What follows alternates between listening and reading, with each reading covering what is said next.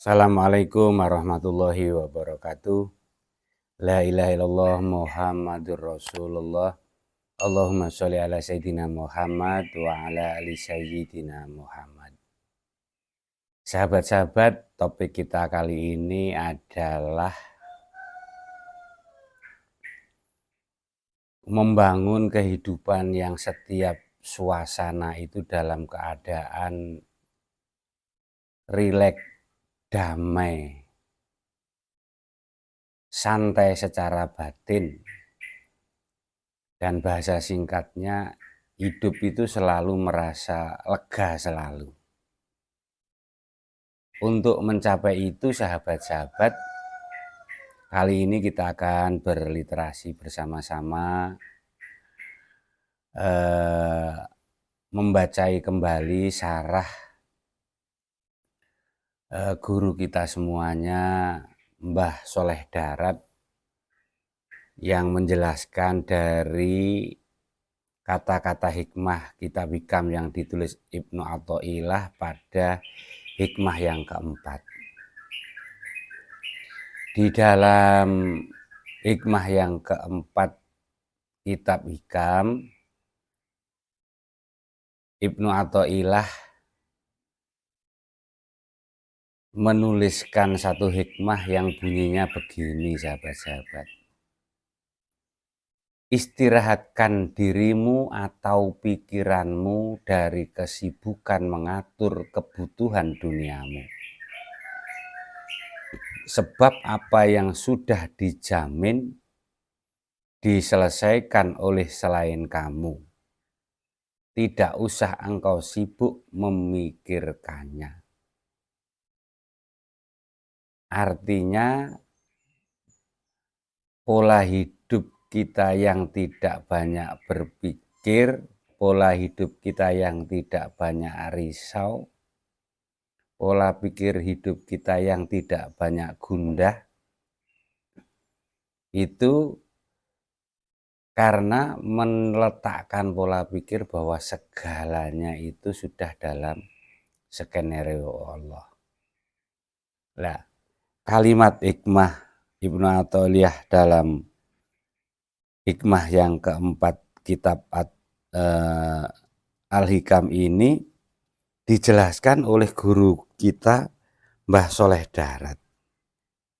Untuk pada kesadaran mengistirahatkan pikiran, angan, dan lain sebagainya yang kemudian meletakkan pola pikir bahwa semuanya sudah dalam skenario oleh Allah itu karena kita berpikir 10 perkara yang dituntunkan oleh Mbah Sholeh Darat. Yang pertama, kita akan rileks pikiran itu dan bersandar kepada Allah itu karena satu, bahwa Allah sudah mengatur urusan manusia sebelum manusia ada. Artinya setiap individu ini sudah ditentukan oleh Allah sebelum terciptanya seseorang, termasuk kita ini. Sehingga kita sebenarnya dari kaidah pertama ini sudah ada kemantapan, wong kita ada pasti sudah sebelumnya diskenario-kan oleh Allah yang membuat kita ada ini. Yang kedua, Mbah Sholeh Darat menyatakan bahwa hasrat-hasrat, keinginan-keinginan, harapan-harapan yang engkau lakukan itu karena engkau tidak mengetahui kebaikan Allah padamu. Seorang mukmin pasti tahu bahwa meskipun dia tidak memiliki sebuah keinginan atau harapan atau urusan-urusan yang hendak dicapai, Allah pasti memberikan yang terbaik baginya. Ini kata Mbah Sholeh Darat yang disandarkan pada bunyi surat At-Tolak ayat yang ketiga, yang dinyatakan barang siapa yang berserah diri kepada Allah, maka Allah lah zat yang mencukupinya. Dasar pikir yang ketiga, sahabat-sahabat, penjelasan Mbah Soleh bahwa sesungguhnya ketentuan Allah itu tidak berjalan sesuai dengan keinginan hamba. Bahkan kebanyakan hal yang terjadi pada diri seseorang itu adalah sesuatu yang tidak pernah dipikirkan dan direncanakan. Ini kalau kita berpikir yang ketiga ini, mungkin banyak hal yang kita impikan itu sesungguhnya bukan itu yang dikehendaki oleh Allah. Sehingga kita boleh mengimpikan sesuatu, tetapi kita tidak teramat memaksakan impian kita itu.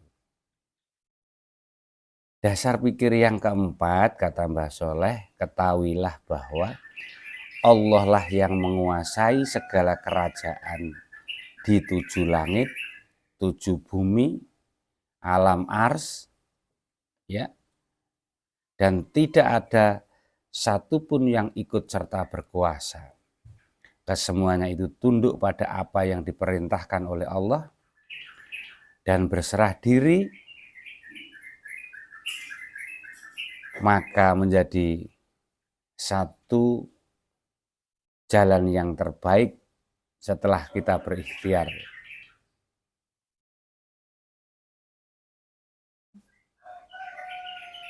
Karena kekuasaan Allah yang meliputi segala alam semesta dan manusia adalah hamba yang kecil saja, hamba yang sangat kecil, ibaratnya sebuah debu dalam lautan semesta ini, maka sungguh kalau hanya mengatur kita yang sebagai debu ini, Allah sangat mudah menyelesaikannya. Dasar pikir yang kelima yang disampaikan oleh Mbah Soleh Darat berpesan bahwa kita diberitahu, engkau sudah mengetahui bahwa engkau adalah milik Allah. Jika engkau sudah dimiliki oleh Allah, maka dirimu bukan lagi milikmu dengan dalil bahwa engkau tidak bisa membuat kesembuhan pada dirimu sendiri. Sehingga sesuatu yang bukan menjadi milikmu, maka tidak layak bagimu untuk mengurusnya. Karena engkau akan meminjam. Sebab memerintah yang bukan milikmu. Adapun sesuatu yang engkau miliki, maka kepemilikan itu hanya menurut hukum syara, bukan menurut hukum hakiki.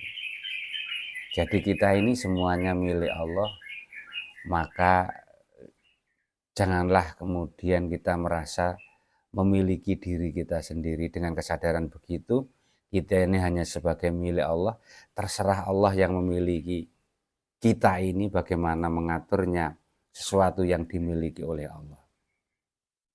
Yang keenam, kata Mbah Soleh Darat, hendaknya engkau ketahui bahwa engkau ini hanya bertamu kepada Allah. Karena semua dunia ini adalah ibarat desanya Allah, dan engkau itu hanya beristirahat di dalamnya, sekedar bertamu kepada Allah. Hak-hak tamu adalah tidak perlu ikut mengurus makanan apa yang hendak dimakan, bahkan jangan berikhtiar untuk membuat hidangan sendiri, karena pemilik rumah pasti sudah mengatur hidangannya. Subhanallah. Kita diajari Mbah Soleh Darat melihat dunia tempat kita hadir ini sebagai tempat kita bertamu di rumah Allah. Karena kita tamu, urusan-urusan tamu pasti sudah disiapkan oleh tuan rumah. Cara berpikir ini sangat menenangkan batin kita, sahabat-sahabat. Sehingga kita melihat dunia ini tidak sesuatu hal yang begitu berhiperbola, berlebih-lebihan. dunia hanya sebatas ruang tempat bertamu kita, dan di dalam ruang bertamu kita itu bagaimana kita mempersembahkan sebagai tamu kepada tuan rumah Allah kita yang terbaik, sehingga tuan rumah Allah akan memberi layanan kepada kita. Mohon maaf, mungkin bukan layanan dalam arti kita sebagai tuan, tetapi kita sebagai hamba diberikan satu kemudahan-kemudahan karena pengabdian kita kepadanya. Yang ketujuh, kata Mbah Soleh Darat, hendaklah kita manusia ini merenungkan apa yang sudah disampaikan oleh Allah dalam surat Al-Baqarah ayat 255. Allah tidak ada Tuhan melainkan Dia yang hidup kekal lagi terus-menerus mengurus makhluknya. Subhanallah. Kita ini sudah diurus oleh Allah, maka tugas kita adalah mengabdi kepada Allah yang mengurus kita. Kata Mbah Soleh Darat yang ke-9, sesungguhnya engkau sudah mengetahui bahwa engkau adalah hamba Allah, dan hak-hak hamba adalah hendaknya tidak ikut serta mengurus dan mengatur sebagaimana tuannya. Akan tetapi kewajibannya adalah melayani apa yang diperintahkan sang majikan. Majikannya yang mengatur pemberian. Ini sebagaimana Mbah Soleh Darat mengutip pada surat At-Toha ayat 132. Wahai Muhammad, perintahkanlah keluargamu untuk mendirikan sholat dan bersabarlah di dalamnya perkara sholat. Aku tidak meminta rezeki darimu, akan tetapi akulah yang memberimu rezeki. Kaidah yang ke-9 ini semata-mata kita dalam gerak 24 jam ini terus begitu aktif hanya dalam rangka pengabdian kepada Allah, beribadah, melakukan kebaikan-kebaikan sebagaimana ajaran agama kita, berbuat baik, insya Allah dengan peribadatan itu segalanya akan diatur oleh Allah yang menyebabkan kehidupan kita mudah.